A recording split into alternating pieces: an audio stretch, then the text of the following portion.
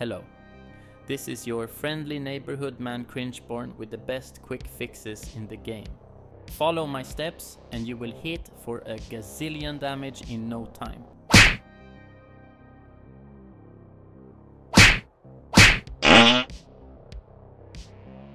Nicely done, my friends. It is what it is. The Rod of Kepaleka is to massively overtuned that any skill that can utilize it just starts busting out trillions of damage. And this build is no exception. But it has a fun twist. It's an actual poison build. And on top of that, it utilizes the Devourer for the memes. Oh no! Feel sick! I reckon this build will be able to clear upwards of Pit 150 with some proper gear, not unlike the Cringe Bird and the Harambe Enjoyer builds. Either way, let's talk about the build at hand and how it works. It works pretty much the same as with any other Rod of Kepaleki build, and this in turn means that I'll run through the basics quickly. I'll have a video in the description where you can go through the nitty-gritty details more closely. So, we obviously blast with Stinger. This has a high base damage, along with benefiting from a lot of crazy strong passives in the skill tree. All in all, this should make it a top 3 build in the game. Now be aware, this is not a damage over time build, and that is because we want to use the Rod of Kepaleka and Banished Lord's Talisman combo to overpower for big hecking damn. We then simply focus on stacking as much maximum vigor as possible, and we get this amazing build. Other than that though, you need to stack max life. This is due to the vicious shield being insanely bugged, as you may know, and we need to abuse it like crazy in all of our builds unless we want to look like idiots. The same goes for the redirected force aspect with stacking block chance. A great build currently basically need all of this, and it will be insane. That is, it has to be a core skill. It needs high base damage, it has to be able to crit, and it has to be able to use the Rod of Kepaleka. All that and the build is insane, which is true for Stinger. Other than that though, I decided to swap out the Hunter, which is used in every goddamn build for the Devourer. This buffs your damage massively as we get the synergy with Supremacy. And it's also insanely funny for the memes. If you know, you know. If you don't know, then, well, you are one lucky man. Or woman, but most likely man.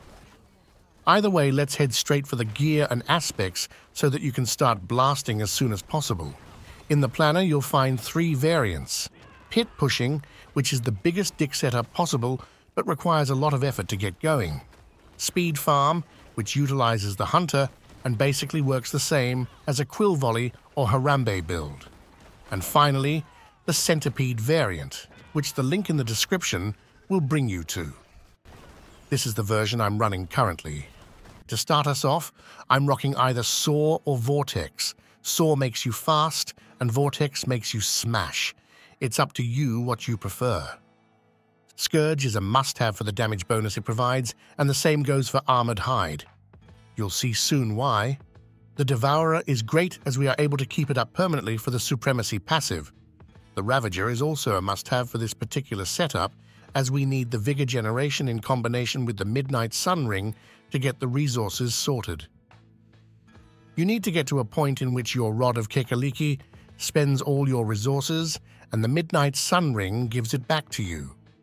That should be solved easily if you have a max roll on the Midnight Sun Ring in combination with Shroud of False Death, as that will grant you massive amounts of resource generation, both via the item in itself and the intelligence. If you don't have it, then that is also fine, as long as you roll it on your other ring.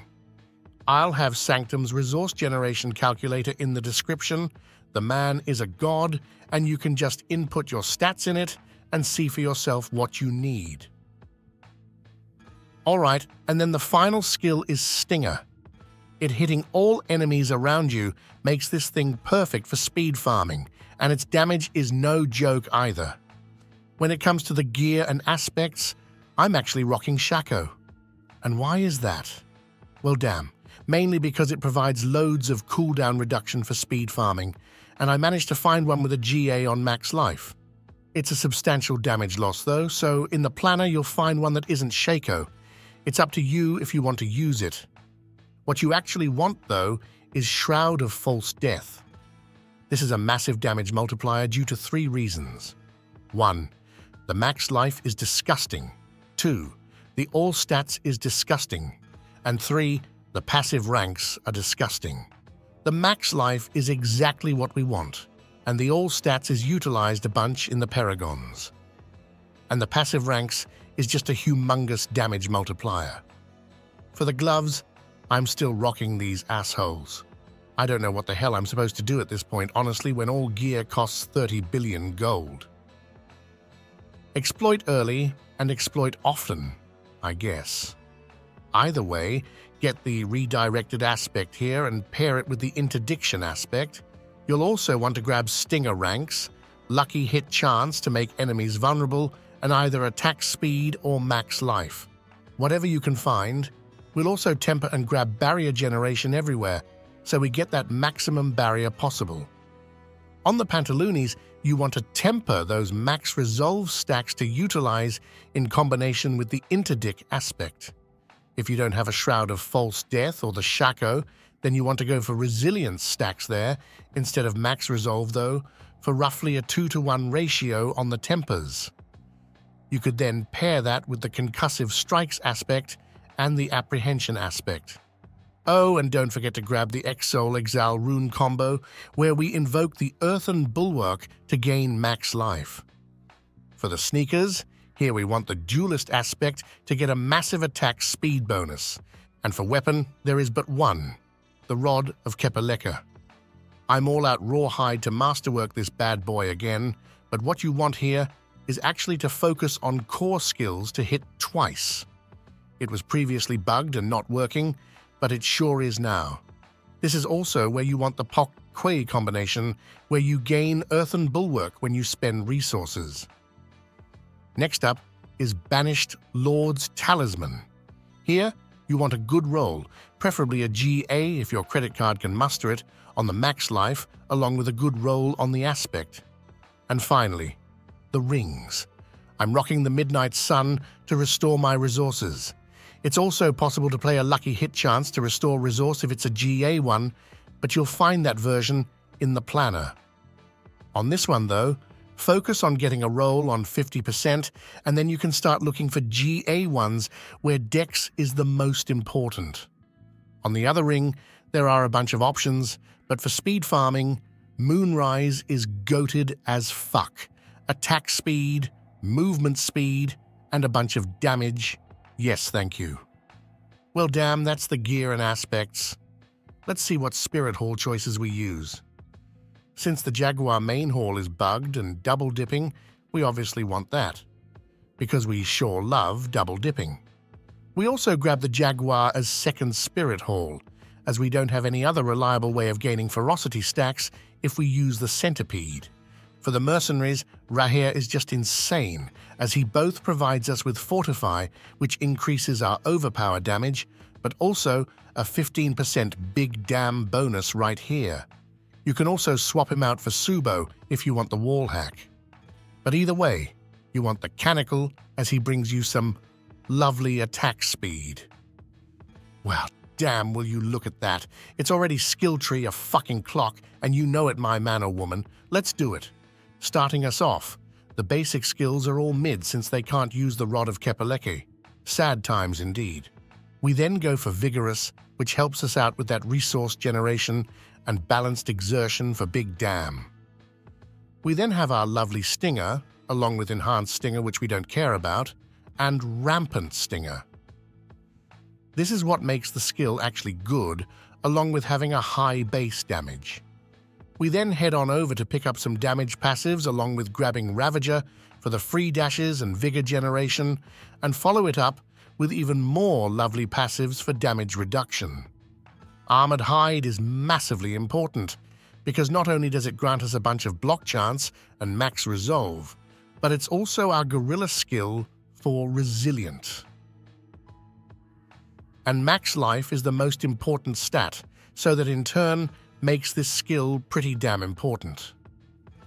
We then pick up Reinforced Counterattack, which we gain the passive bonus from due to the Midnight Sun Ring. And finally, Scourge, which we utilize for the 50% damage and an additional 40% if you're playing the Apprehension aspect. After that, we have some additional lovely passives for massive damage, and the Centipede ones are actually some of the strongest. In the ultimate skills, we pick up all of the damage passives. The Supremacy is also kept up permanently due to Devourer in turn being kept up permanently. This grants us a massive damage bonus and massive memes. And finally, the key passive. We need Prodigy's tempo in pretty much every build to keep resetting our cooldowns. There just ain't no way of getting around it.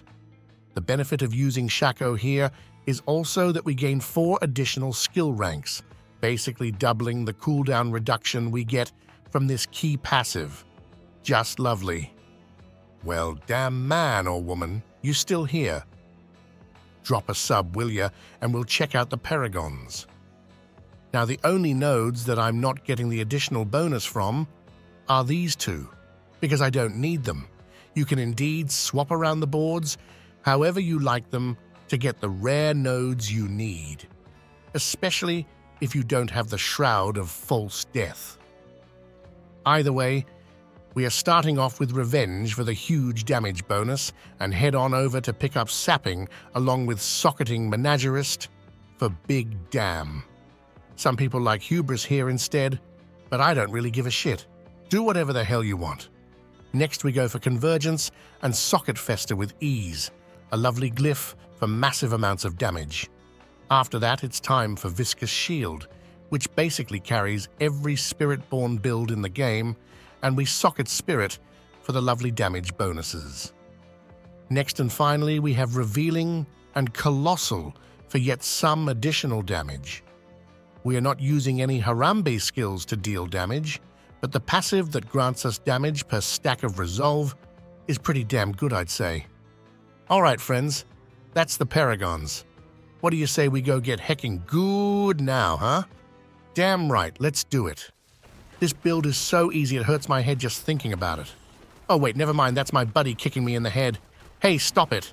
Okay, so the gameplay, huh? We have Scourge, Armored Hide, Ravager, and the Centipede. What do we do with those? Yep, correct. We press them whenever their cooldown is off. So now, you only have 2 skills that you actually need to care about. The first one is either Soar or Vortex, depending on what you play with. I typically swap between them depending on how lazy I am. Vortex for high pits, Soar for easier content is what I can recommend.